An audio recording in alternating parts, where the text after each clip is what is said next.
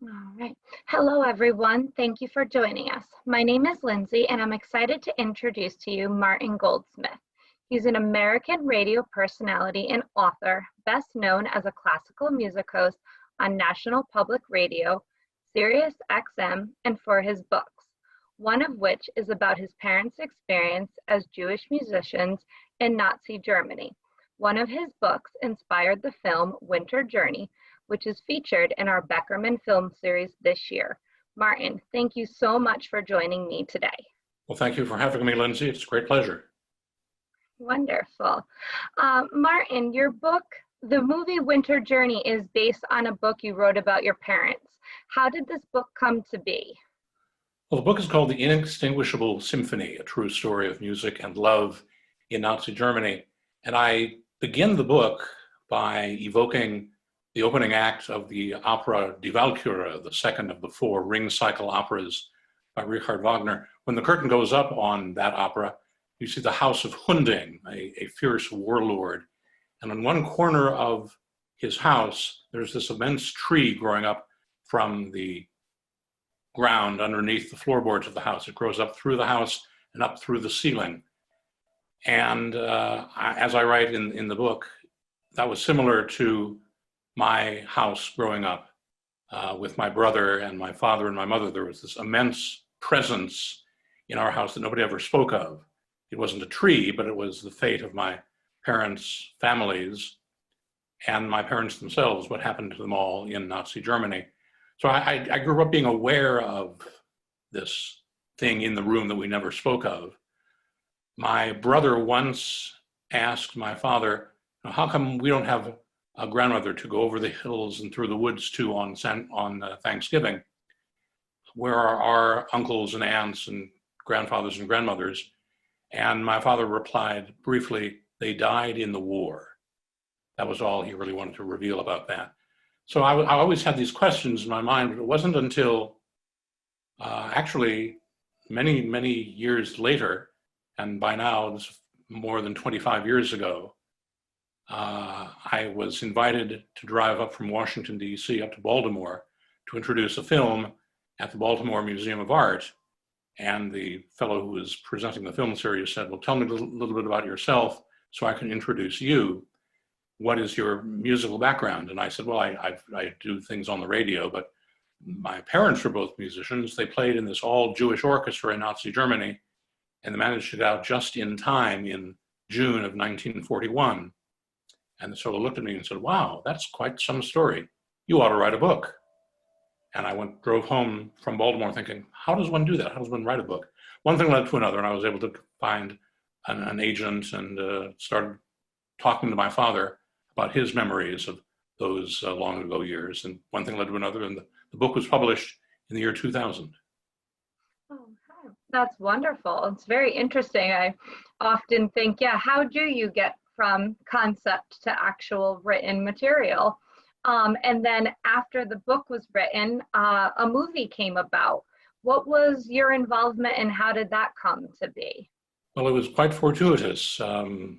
One day, quite literally out of the blue, there appeared an email in my inbox, and the writer of the email said, hello, my name is Anders Ostergaard. I'm from Denmark.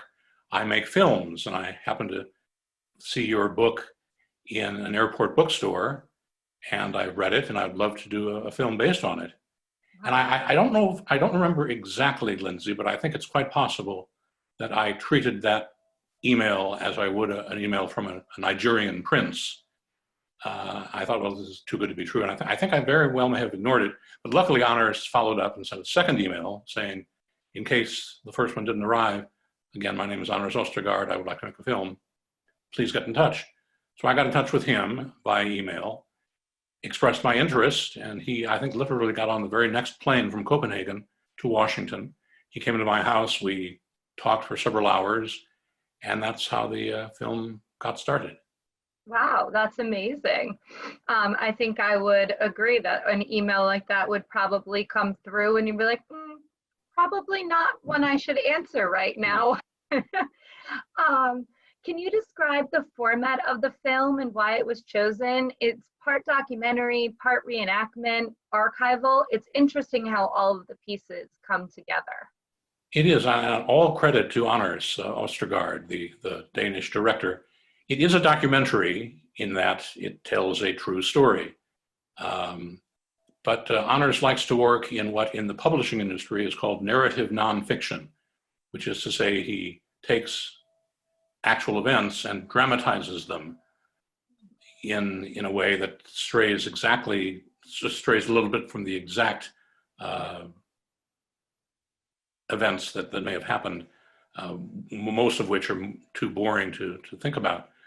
But he conceived of the film as largely a conversation between me and my father, and he would mix in documentary photographs, stills from the World War II era, a few moving pictures from Nazi rallies in the 1930s, and he used some very clever green screen technique,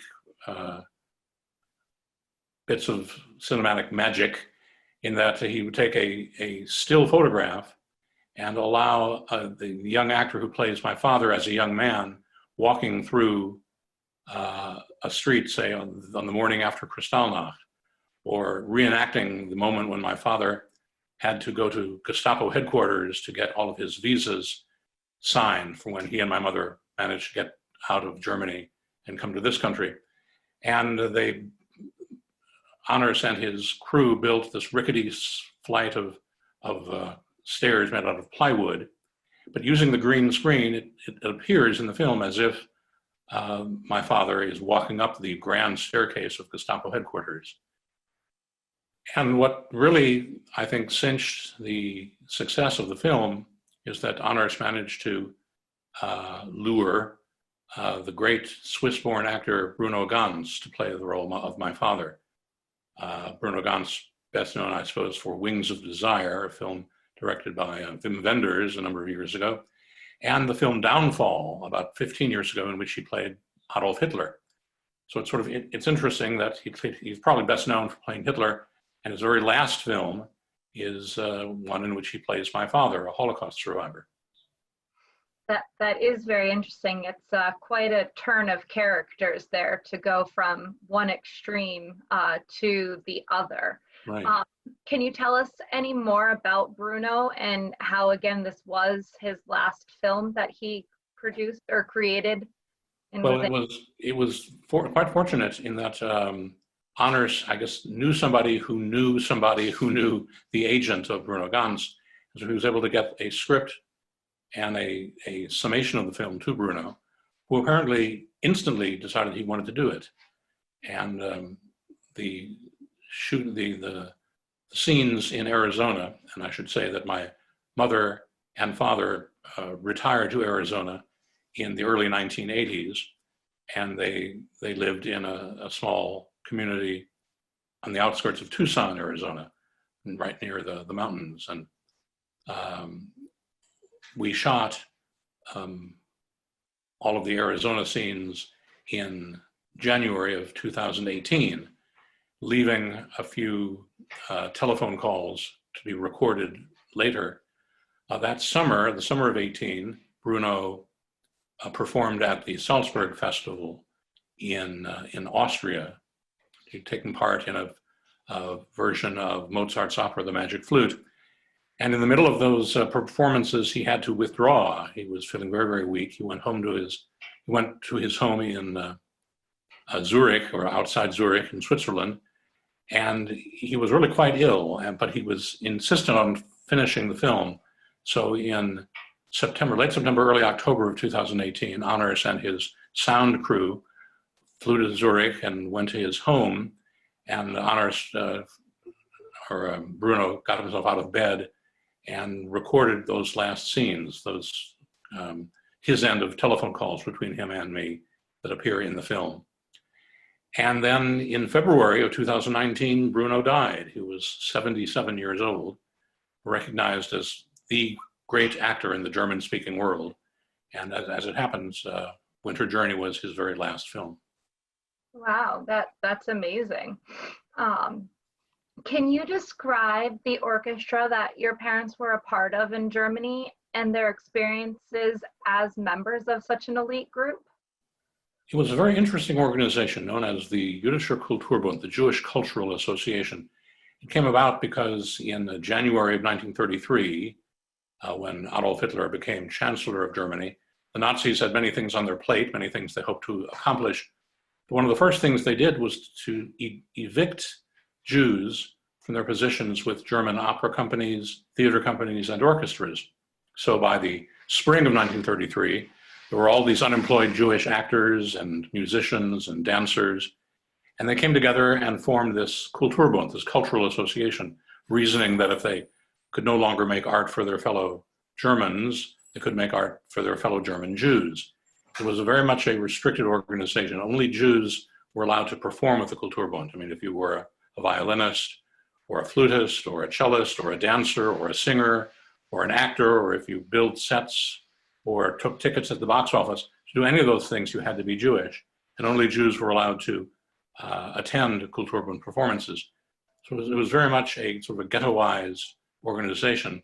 But these were really first-rate artists. It wasn't some sort of a Mickey Rooney, Judy Garland, hey kids, let's put on a show sort of organization. Some of the very finest actors and musicians and artists in Germany who happened to be Jews were part of this organization. It opened up in the first day of October 1933, and by the end of 33, the first branch Kulturbund organization started in Cologne, Germany. And in the next 3 or 4 years, the Kulturbund organization sprang up in about 45 cities across Germany, and over 75,000 people were card-carrying subscribers to the Kulturbund. So it did very, very well as a closed organization. Wow, that's interesting. I didn't realize from the film how many branches there were of that. That's quite impressive, really. Right. And there was a reporter from the New York Times in late 33, early 34, who made it into a Kulturbund performance and wrote a very, very long and very moving review of the performance of Mozart's Marriage of Figaro. I quote some of that review in the book, The Indistinguishable Symphony, in which he refers to the thud of Nazi boots out on the sidewalk, but inside the theater where the Marriage of Figaro was going on, it was like attending a performance in the catacombs, very much an enclosed space. The Kulturbund was the only place where a Jew in Nazi Germany could go see a play or a movie or a concert, because it became illegal for a Jew to buy a ticket to hear the Berlin Philharmonic or watch a movie in Mannheim or Hamburg or someplace. The Kulturbund was the only place where a Jew could go to get an evening's entertainment and try to forget the mean streets outside the theater. Wow, that's amazing. In the film and in your book, it says that the Nazis not only allowed this group, but they encouraged them to perform. Exactly right. Yes, when a fellow named Kurt Singer, who was a neurologist and a part-time conductor in Berlin, at least before January 1933, Kurt Singer became the head of the Kulturbund. And he soon realized that it wouldn't get anywhere without Nazi approval. And he found this fellow named Hans Hinkel. Hans Hinkel worked for Joseph Goebbels in what was called the Ministry for Public Enlightenment and Propaganda. And Kurt Singer and Hans Hinkel got together and each realized they could get something out of the other guy. Kurt Singer realized that Hinkel could give him and his organization the right to perform, and Hinkel realized that his boss, Dr. Goebbels, could use this organization as a propaganda tool. And so once the Kulturbund got on its feet, Goebbels was able to say to any country who might contact him and say, we hear you're not treating your Jews very well. Goebbels would say, well, look, they have their own orchestra, they have their own opera company. If we were treating them badly, would we allow that? So we're treating the Jews just fine, thanks very much. And so till the end of its days, the Kulturbund operated, as you pointed out, Lindsay, not only did they allow it, but they encouraged it to continue because they were able to use it as a propaganda tool.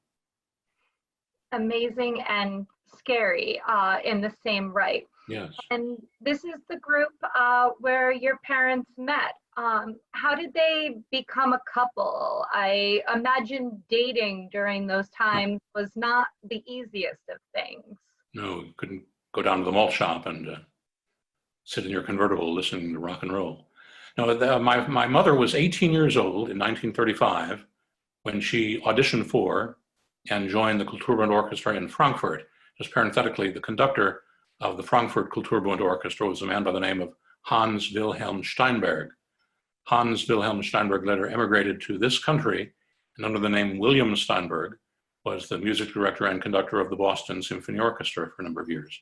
He also worked in Buffalo and Pittsburgh. But this was 1935. Hans Wilhelm Steinberg was still the conductor of the Kulturbund Orchestra in Frankfurt. My mother auditioned for him, and he invited her to join the organization.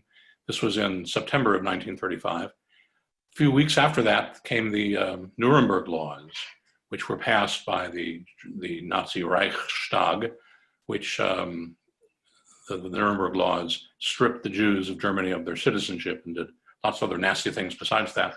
And my father, who was studying the flute in Karlsruhe, a German town maybe 100 miles south of Frankfurt, decided that with the passage of the Nuremberg laws, he'd had enough, and he was going to leave the country of his birth. And over the next several months, he located an apartment over a milk bar in Stockholm, Sweden. He decided that he would move to Stockholm.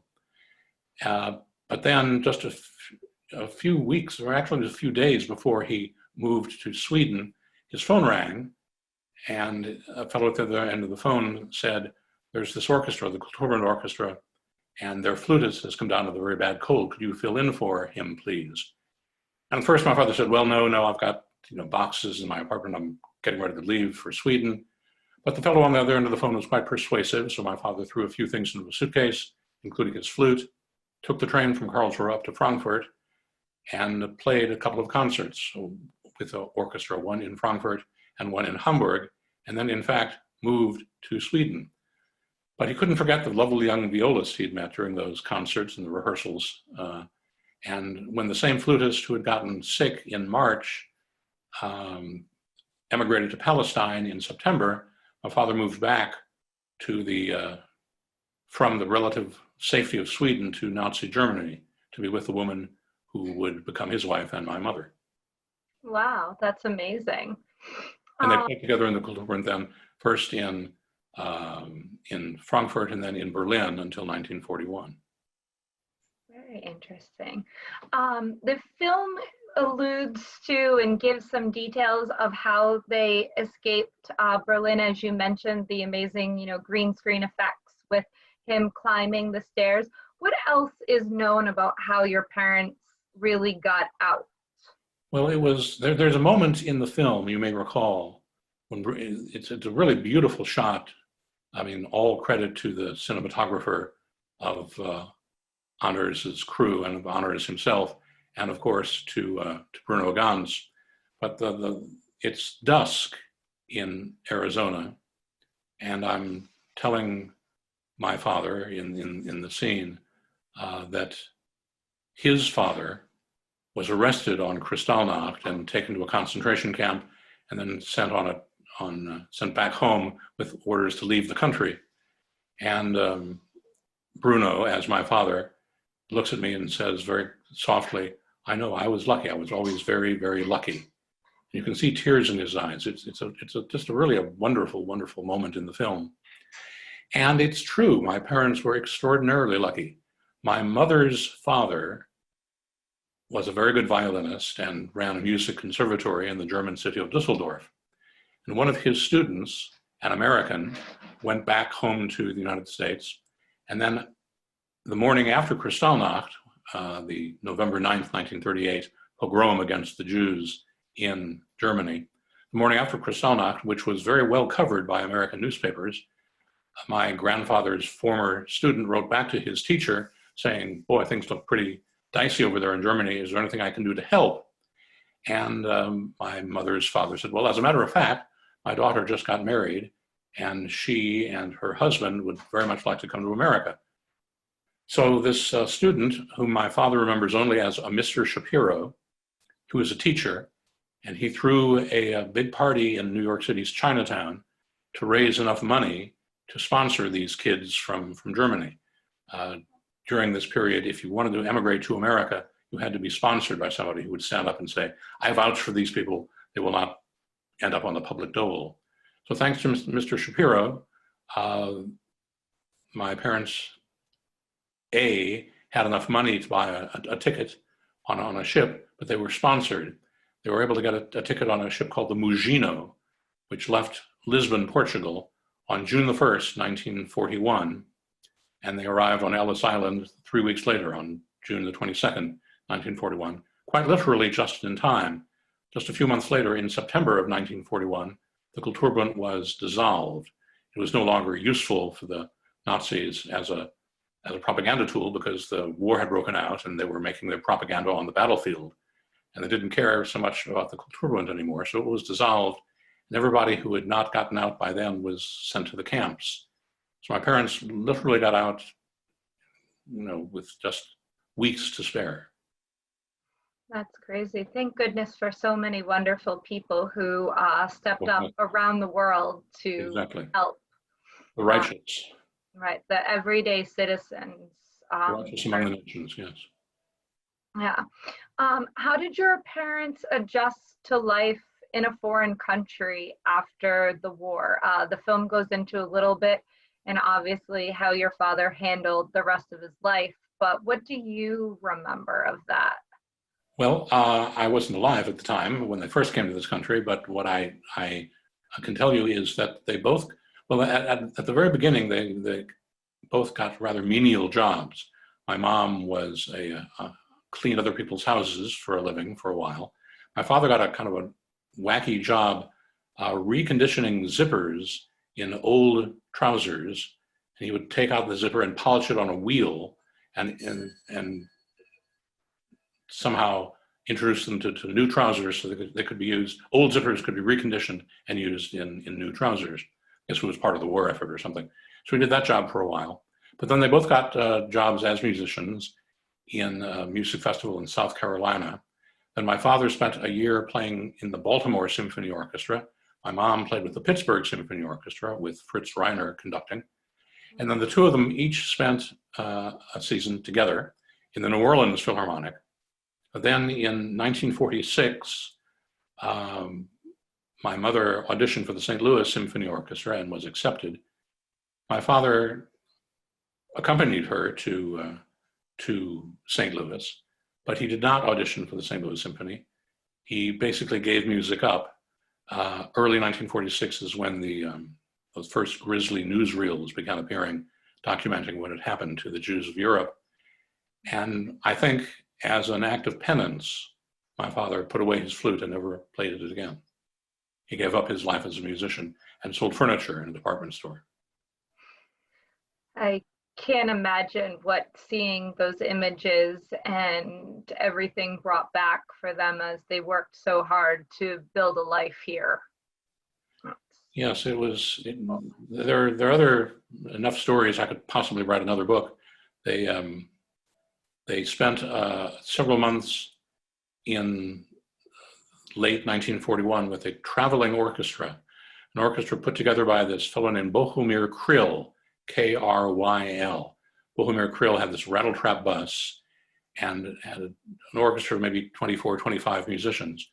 And they played in basically small towns across the Midwest. They would play in, and I know this because for a while, unfortunately I misplaced it, but I had a diary that my mother kept of those weeks with the Kryl Orchestra. They played in Springfield, Missouri, Springfield, Illinois, Gallup, New Mexico, Fort Smith, Arkansas. And as it happened on December 7th, 1941, they were in Brownsville, Texas. And police cars overtook the Kryl bus, forced it to stop, came on board, asked to see everybody's passports. My parents still had German passports because they hadn't become American citizens yet. And their passports, of course, were stamped with Nazi insignia, swastikas, and so on. So virtually everybody in the orchestra was arrested. My parents spent a night in jail in Brownsville, Texas, and then the orchestra was sort of summarily broken up, and my parents had to hitchhike their way back to New York City from Brownsville, Texas, Oh in my December of goodness. 1941. Yeah. That's quite an exciting life for a musician in an orchestra. You might think that more in a rock band versus an orchestra member to Exactly. the night in jail. Your parents obviously, as you said, spoke very little about the Holocaust as you were growing up, and your father chose not to identify as Jewish. At what point in your life did you learn about your parents' history?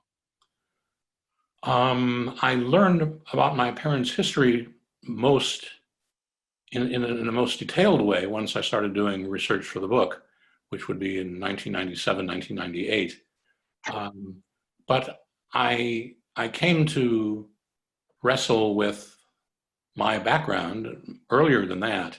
My father would say we are of Jewish background, but despite the fact that his grandfather was named Moses Goldschmidt, and his great grandfather was Levi Goldschmidt.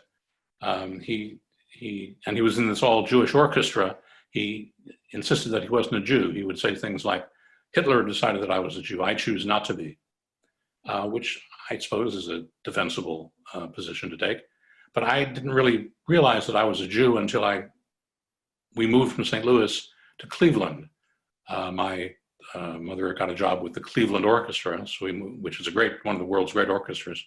So we moved from St. Louis to Cleveland, and we settled in the suburb of Shaker Heights, Ohio, which is well known for being maybe, I don't know, 70, 80% Jewish. Certainly all of my friends in Shaker Heights High School were Jews, and I was invited to my first Seder in the spring of my sophomore year of high school. I was more or less 16 years old. I'd never been to a Seder before. And then I remember going some years after that to the first few performances of the film Cabaret with Liza Minnelli and Joel Grey and Michael York. And there was that chilling scene in the beer garden in the countryside of Germany, where this young blonde Aryan brown suit young man began singing the very chilling song, "Tomorrow Belongs to Me," and the entire beer stube, the entire beer hall joins in the singing, and there are Nazi salutes and so on. And Michael York wonders aloud whether or not Germany will be able to control these people. And Joel Grey, as the MC, grins sort of maniacally into the camera. It's a very chilling moment, and I realized at that moment, or certainly after walking out of the film and standing on the sidewalk with my friends, that moment had something to do with me. And that was one of the things that slowly got me to ask about my background and so on. And as a result of the way the book was very well received, it was instrumental in making me more aware of my roots, so to speak. And so in 2008, at the age of 55, I took a 20-month bar mitzvah class and then was bar mitzvahed, as I say, at the age of 55. Very nice. In retrospect, does the knowledge of your parents' story explain any of their attitudes or behaviors that you didn't understand as a child, or even growing up later than that?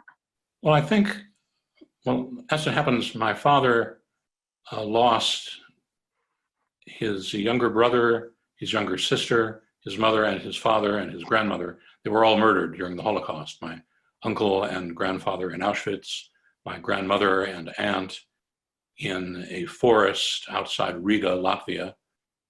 My great-grandmother, my father's grandmother, Berens, she was murdered in Theresienstadt, or Terezin. My mother was an only child, but her mother was sent to the East and died in Poland. So I think there wasn't a great deal of joy in the house. I mean, nobody was ever My brother and I were never shushed or anything like that. We were never told to be quiet. But as I said at the beginning, there was this presence, this immense tree growing in the house that we never spoke of. And I think what they tried to leave behind in Germany, but couldn't completely, I think that affected the atmosphere in the house that my brother and I were quite acutely aware of, as kids are wont to do. Absolutely. Speaking of your brother, how has all of the information that you've found affected your relationship with him? What does he think of all of this? Well, therein lies the tale. At the very end of the Indistinguishable Symphony, there is a passage in which I describe how my brother and I went to Oldenburg, my father's hometown, and took part in a memorial march that takes place every November the 10th. Again, November 9th was Kristallnacht, and virtually every Jewish male in the city was arrested and taken to prison, or they were sent to stand at attention in the Pferdemarkt, the horse market, and the sort of central market square of Oldenburg. And they stood there at attention all night. And in the morning, November the 10th, they were marched through the streets past jeering crowds to the prison of Oldenburg. And every November the 10th, the citizens of Oldenburg recreate that march. And the march takes you past, takes you past the ruins of the synagogue which was burned on Kristallnacht, and they left it there, the ruins, as a memorial. And the walk takes you past that synagogue and through the winding streets of the old city, very near where my grandfather had his woman's clothing store, and it ends at the prison. And my brother and I went along went to Germany, to Oldenburg, to take part in that march. So he was very deeply affected by that as well. Alas, I think of while my father's family was directly murdered in the Holocaust, I have come to think of my brother as a victim as well. He developed sort of a clinical depression, and 10 years ago now, well, actually 11 years ago, he died of a heart attack. He was only 60 years old, but I think his mental state led to his decline. I'm so sorry for that. That's terrible. Thank you. I read in doing some research that the Nazis took a precious 16th century kettle from a Jewish couple. And in October of 2020, 86 years later, it was returned to you, their grandson. Can you tell us about this? I can.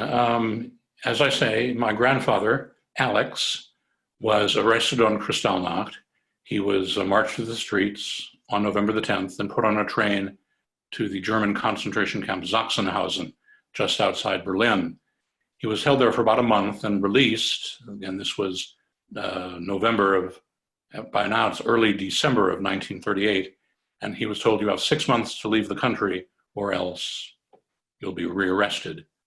So my grandfather made arrangements that he would sail along with his younger son, my father's younger brother, Helmut Goldschmidt, that Alex and Helmut would sail to the west, find a beachhead somewhere, start a family or start a household, and then send for the rest of the family. Excuse me.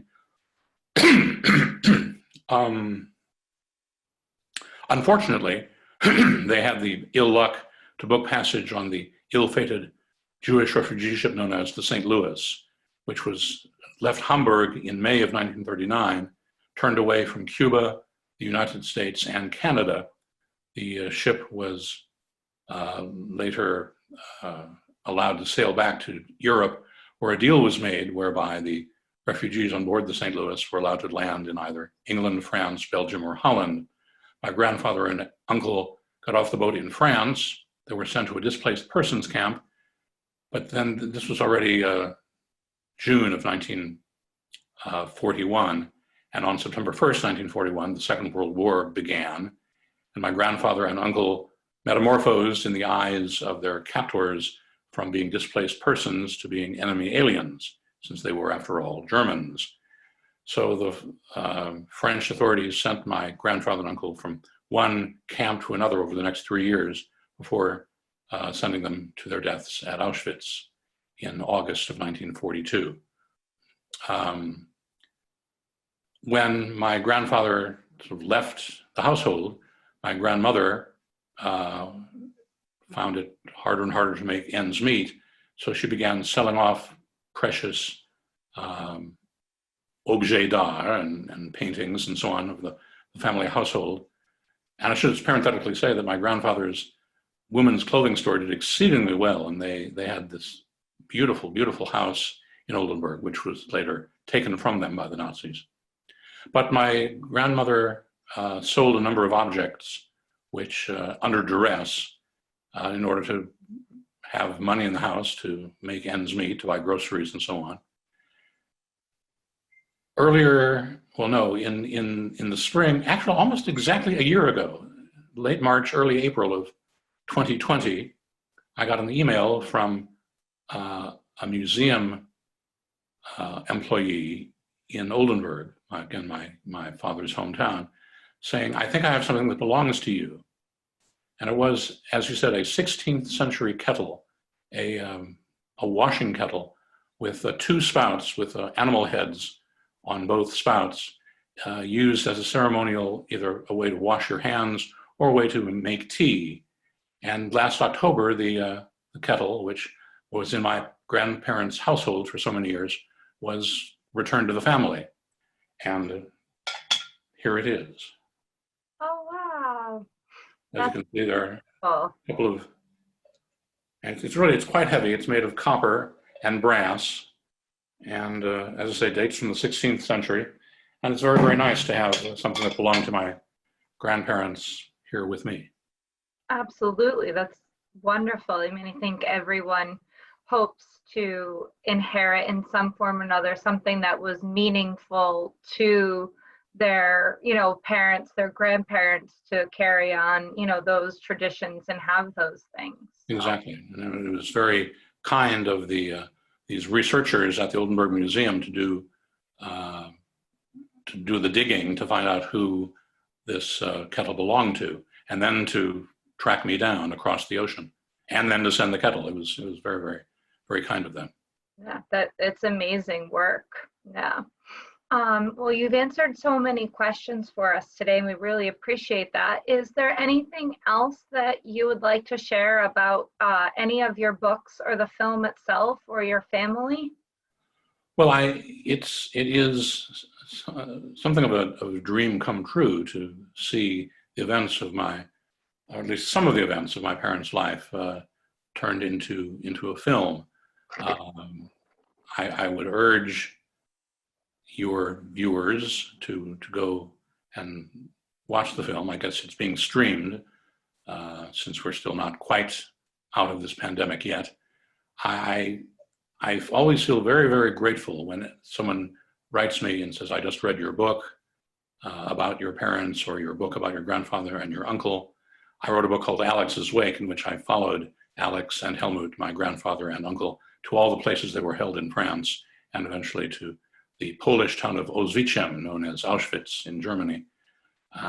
So whenever anyone writes me and says, "I read your book," or both of your books, I feel very privileged that people had taken several days out of their lives to read these books. And I'm also very, very grateful when people go see the film. So I guess I would like to urge people to set aside 90 minutes and watch Winter Journey. Absolutely, that's wonderful. Martin, thank you so much for talking with me today and telling your family stories. It's so moving for us to hear these firsthand experiences. We hope you enjoy the film Winter Journey in and you also read Martin's books, I will be sure to include the links to those in our emails. And thank you for joining us for the Beckerman Film Series this year. We hope you enjoy it. Thank you, Lindsay, very much.